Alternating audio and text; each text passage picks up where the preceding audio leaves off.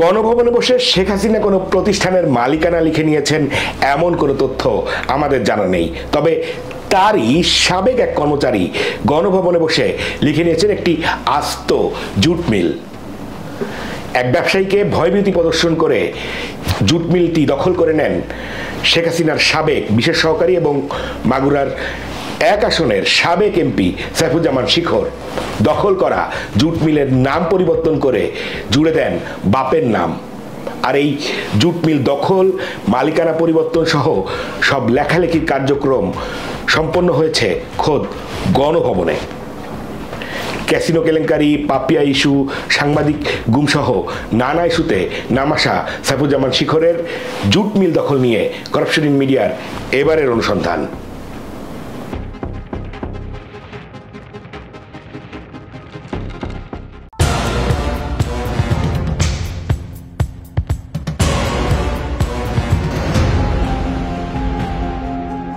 Hasanuzzaman Tito একজন ব্যবসায়ী এবং উদ্যোক্তা।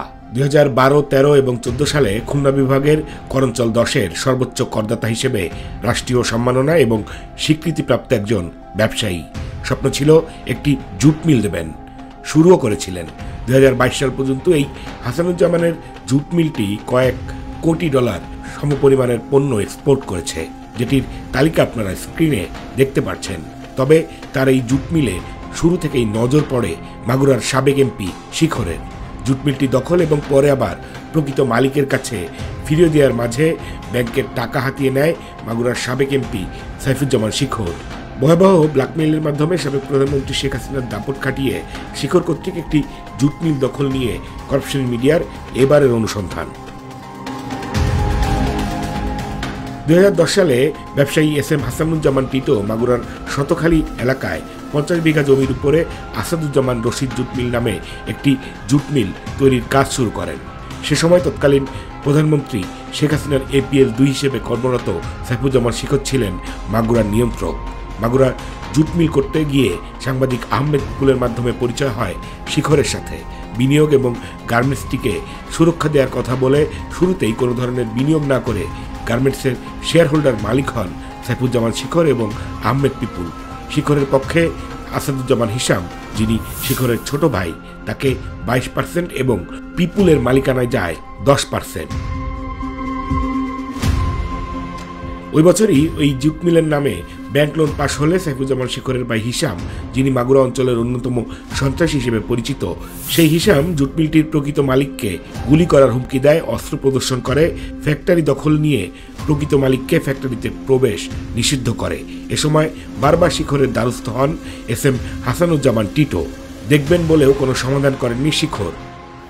মেশিন কেনার জন্য এই যে আমরা লোন স্যাংশন হলো, এইটার পরের থেকে হিসাম, মানে আমি ওখানে যে কনস্ট্রাকশন করতেছিলাম ওখানে যাওয়া সে পছন্দ করতো না। সে ইট বালি মাটি দিত আর কোনো হিসাব রাখতো না, বলতো আমার 70 লাখ টাকা, আমার 80 লাখ টাকা, হ্যাঁ, কিন্তু কোনো হিসাব দেবে না।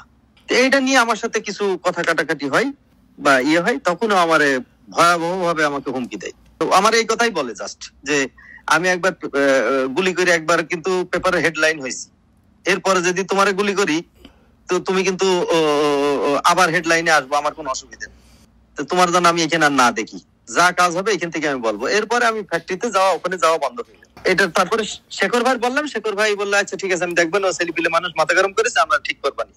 এই চলতে আছে 2-3 মাস, এইভাবে চলে গেল, কিন্তু উনি আর দেখেন। 2011 সালে গণভবনে সাইফুজ্জামান শিখরের বাসায় সমস্যা সমাধানের কথা বলে ডাকা হয় ব্যবসায়ী হাসানুজ্জামান টিটোকে। উপস্থিত হয়ে দেখেন আগে থেকেই সেখানে উপস্থিত রয়েছে ব্যাংকের কর্মকর্তা, উকিল, মালিকানা হস্তান্তর সংক্রান্ত কর্মকর্তারা।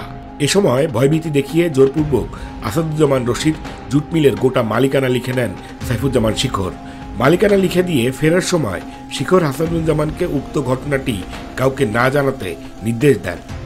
ওনার গণভবনের বাসায় মানে আমি গেলাম, যে দেখি যে ওখানে একজন লয়ার আছে, একজন ব্যাংকের লোক আছে, পিপুল আছে, হিসাম আছে, শেখর ভাই আছে, আলোচনা হচ্ছে।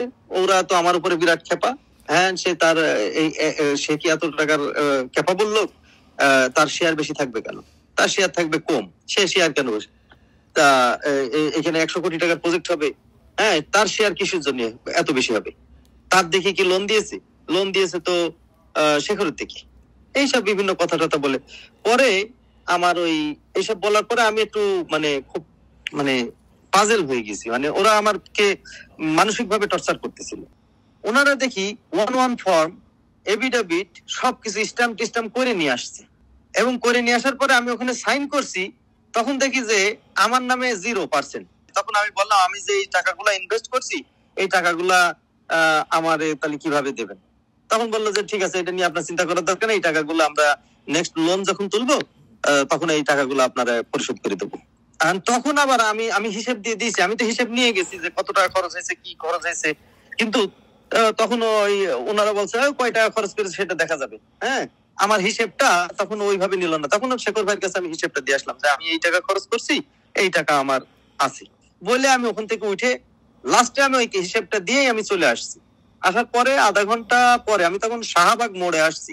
আমি তখন মানে গাড়ির ভিতরে হাউমাউ করে কাঁদতেছি একাই, মানে চিল্লাই কাঁদতেছি রাস্তার ভিতরে, গাড়ির ভিতরে, যে আমি কি করলাম, কি হলো। ওই শাহবাগ মোড়ে যখন এসে পৌঁছাইছি তখন আমার আবার ফোন দিয়েছে শেখর ভাই। ফোন দিয়ে বলতেছে এটা কারোর সাথে বলার দরকার নেই, ইভেন আপনার ওয়াইফের সাথেও আলাপ করেন না। আপনি কি বাসায় পৌঁছেছেন? আমি বললাম না, আমি বাসায় পৌঁছাইনি, আমি বাসায় যাচ্ছি। তাহলে আপনার ওয়াইফের সাথেও আলাপ করেন না, এইটা আমি দেখতেছি কি করা যায়, এটা একটা ভালো কিছু হবে। হ্যাঁ, আপনার কাল পরশু ডাকবো। শেয়ার হাতিয়ে নেওয়ার 1 বছরের ভিতরে এই জুট মিলের নামে 22 কোটি টাকা লোন নিয়ে সেই অর্থ লুটে পুটে নেয় শিখর পিপুলরা। সেই টাকা জুট মিলে বিনিয়োগ হয়নি, তাই শুরুর আগেই মুখ থুবড়ে পড়ে জুট মিলটি, সাথে ব্যাংকের কোটি কোটি টাকার ঋণ। 2012 সালে আবারও জুট মিলটির প্রকৃত মালিক হাসানুজ্জামানকে ডাকেন সাইফুজ্জামান শিখর। এবার মিলটি আবার হাসানুজ্জামানকে ফেরত নিতে বলেন। হুমকি এবং মানসিক চাপ দিতে থাকেন শিখর। ব্যাংকের লোনের টাকা তো দিবেই না, উল্টো প্রকৃত মালিকের কাছে আরো 8 কোটি টাকা দাবি করে শিখর। এই 8 কোটি টাকা পরিশোধের পরেও নিয়মিত অর্থ দাবি করতে থাকে শিখর। সবশেষ 2016 সালে 50 লাখ টাকা দিয়ে শিখরকে ধানমন্ডিতে একটি ফ্ল্যাট কিনে দেন হাসানুজ্জামান। 20 বার 30 বার শেখর ভাইকে ফোন দিয়েছি যে আমার এই টাকাটা কিভাবে কি করবেন, কিভাবে কি করা যায়। 7 থেকে 8 মাস পরে উনি আমাকে তখন বলছে যে একটা কাজ করেন, আপনি আসেন। তো তখন ওনার ওখানে গেলাম। যাওয়ার পরে উনি বলছে যে মিলটা বিক্রি করে দেবো, বিক্রি করে দিয়ে আপনার টাকাও দিয়ে দেবো, আপনি কাস্টমার দেখেন, আমরাও দেখতেছি। কারণ ওই যে হিসাম পিপুল মিলে ওই যে ওরা ব্যাংকের থেকে লোন টোন তুলে ওরা সব উল্টো পাল্টা খরচ করেছে। কিছু কনস্ট্রাকশন করেছে, দেখা যাচ্ছে 2 কোটি টাকার, ওরা দেখা যাচ্ছে 6 কোটি টাকা।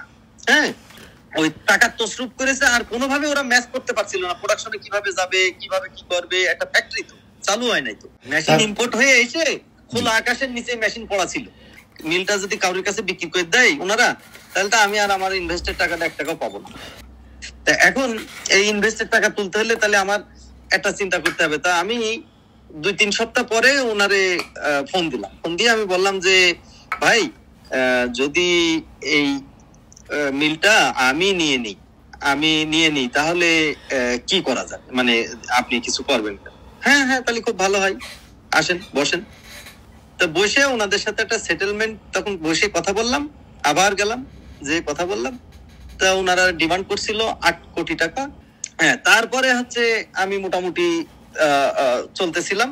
এর ভিতরে মাসখানিক পরে আবার আমি একটা ধানমন্ডি একটা ফ্ল্যাট কিনছি, এখানে দাম অনেক, আপনি 1 কোটি টাকা এখানে 1 কোটি টাকা এখানে আপনি দেবেন। তা আমি বললাম ভাই, আমার তো এখন কেবলমাত্র শুরু করছি কনস্ট্রাকশন, আমি খুব চাপের ভিতরে আছি, আমি দেবো কিছু।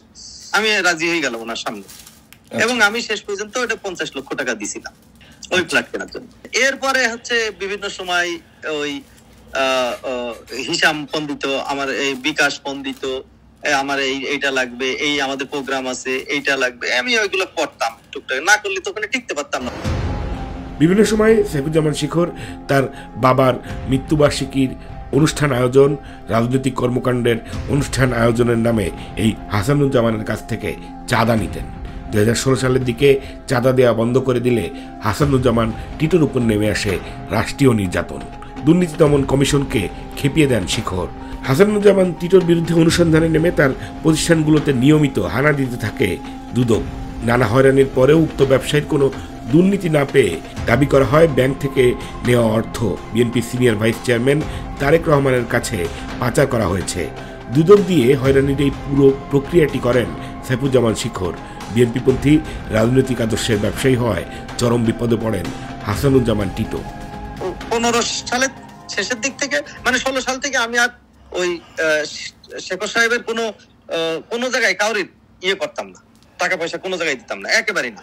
ওদের মৃত্যুবার্ষিকী বলেন বা কোনো প্রোগ্রাম বলেন, হিসাব বলেন, ইয়ে করেন, কাউরের আমি আর ফোন ধরতাম, ঠিক আছে? একমাত্র শেখর ভাই ফোন দিলে ধরতাম, কিন্তু কোনো টাকা পয়সা দিতাম না, অনেক জোর করতো না। কিন্তু উনি আমার উপরে প্রচন্ড ক্ষিপ্ত হয়ে গিয়েছিল।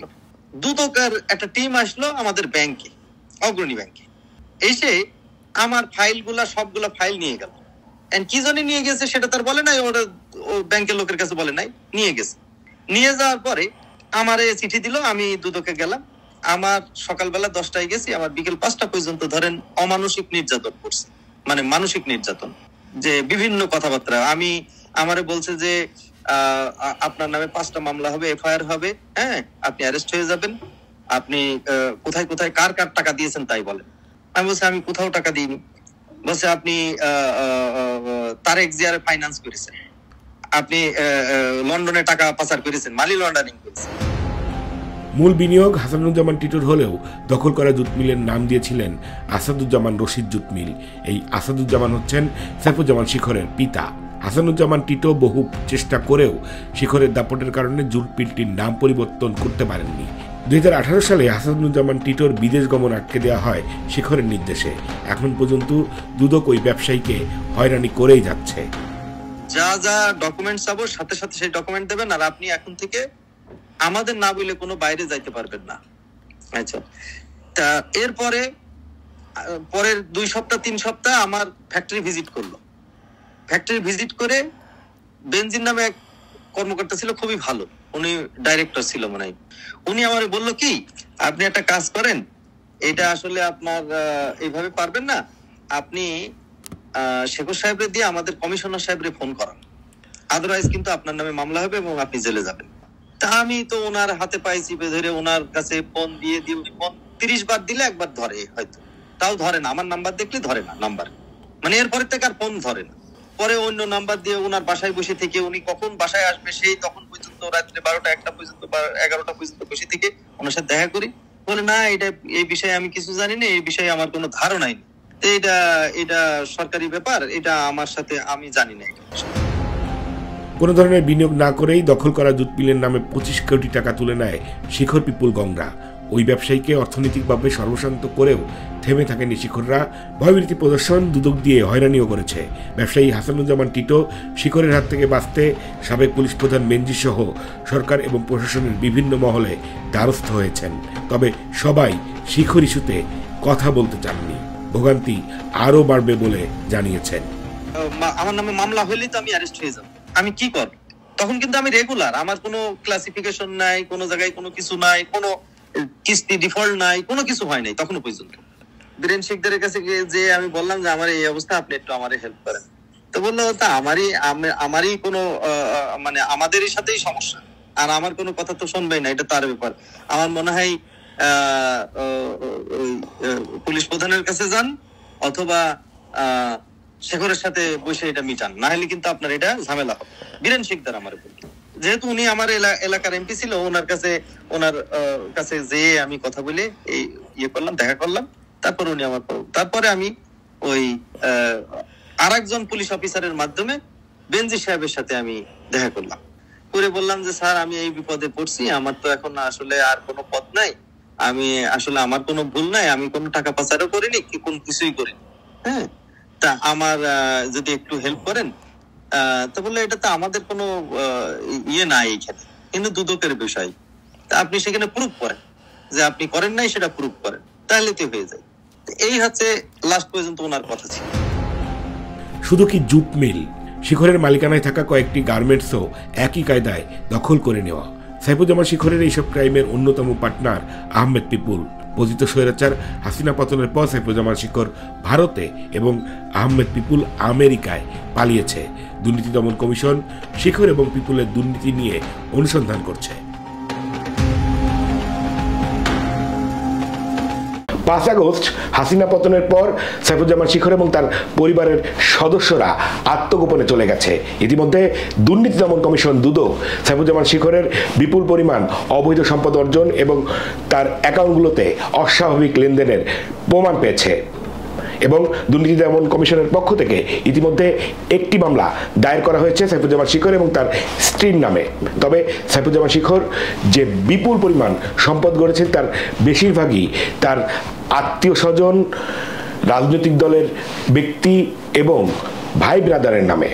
তাই সাইফুজ্জামান শিখরের দুর্নীতি নিয়ে যারা কাজ করছেন তাদেরকে এইসব বেনামের সম্পদ অনুসন্ধান করতে বেশ বেগ পেতে হচ্ছে। দ্বিতীয় পর্বে আমরা সাইফুজ্জামান শিখরের নজিরবিহীন অবৈধ সম্পদের বিস্তারিত নিয়ে ফিরে আসব। আজ শেষ করছি, ভালো থাকুন, সুস্থ থাকুন, দুর্নীতি আর অন্যায়ের বিরুদ্ধে প্রতিবাদ করুন। Jawad Nirjhar, corruption in media, London.